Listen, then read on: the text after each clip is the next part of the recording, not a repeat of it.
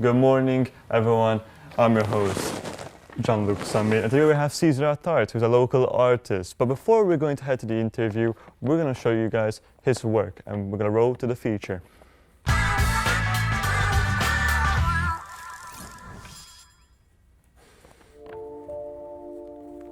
Okay, so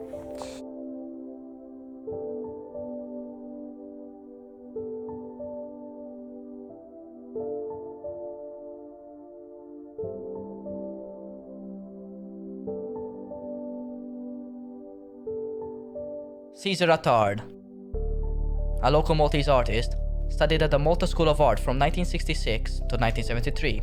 He is a former lecturer in visual art practice and in history of art in the art department at the Junior College of the University of Malta from 1995 to 2011. Since 1969, he has been consistently active in the Maltese art scene, participating and conducting exhibitions in Malta and overseas. He was a member of local art groups Atelier 56, Spectrum 67, and Vision 74. Since the early 1970s, he has been experimenting in non-traditional art forms, most particularly those which involve the participation of the public. One of many projects was called Tongueskate, for a group show called Milkshake in 2013. The public had two ways to interact with Tongueskate, by looking at it or by walking through it. The bouncy rubber tongues, which was provocatively close to each other, created a narrow passageway which led visitors to walk through to enter the galleries, that being the reward. This turns the center of attention onto the participant. A more recent exhibition was BSB, Blood, Spittle, Blank, a live event which was open to the public at the Malta Society of Arts in 2017. The public was invited to either prick their finger and let a drop of blood stain a cotton pad, or drop sputum on a square reactive paper, or else present a blank paper. They would then fix it on a wall arranged for the purpose. The experiment introduced a highly personal and physically intimate experience to each individual who participated.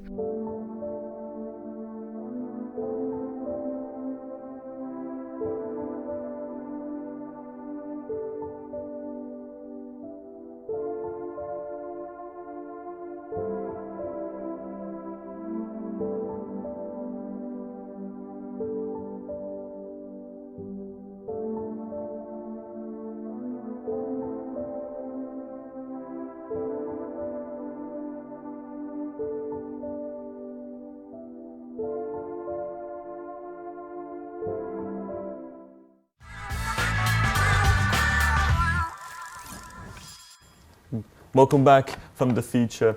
That was Attard, the local artist that we have in today's show. Anyways, thank you for coming, Attard. It was a very pleasure. All right. So my question is that I want to know, how did you become inspired to become an artist? And can you give me like a little brief of what is the story behind of all this? Yes. First of all, the main inspiration comes from your surroundings, from the family, from your peers, and from other people who are involved in some way in your education. That's when you get the feedback about you, and the knowledge that you may do something interesting and worthwhile if you say pursue a career. You imagine you can pursue a career in art. Exactly. And that goes through various levels, from the primary to secondary to art education, until you start meeting with other artists, and you get their feedback, which is very important. So actually, yeah, feedback is very much indeed important, because without feedback, you can't really like tackle the areas that you want to improve. And so I do certainly agree with that statement. So my next question is that in your opinion, right, what why is art, or is it art important to society? In fact, this ties up with what I was saying already. Right. That is, you don't make yourself an artist. Yeah. Society makes you an artist. I see. And that goes, if you go back to history, even to almost Paleolithic times, I see. it's the society that produces the works through the artist. I see. So the art, the society, that's a fact. Then, of course, it's your response. Of course. How you respond to that. There are artists who respond individually, Yeah, I see. in their attic, in their studio, how they Actions, react to what's going on, and then the public will associate, will identify with what they have done and give them importance, and that's how they come to light, and they end up in the museums and people visiting them. No need to mention a lot of famous, very famous artists. There are plenty for sure to mention. Yeah. So, yeah, you said that society makes you an artist. Can you try to elaborate on that? Society makes you an artist because it's not a matter of how much technique you know. That is, whether you can draw well, or whether you can paint well, or produce a lot of effects. I see. It's a matter of what you do has a certain signification for other people, all right? For you and for the others in general. There are works which do not interest us nowadays, but in the past they were very important I see. for the development and for the self-knowledge of the society. Yeah. It all takes time, of course. So that is one thing.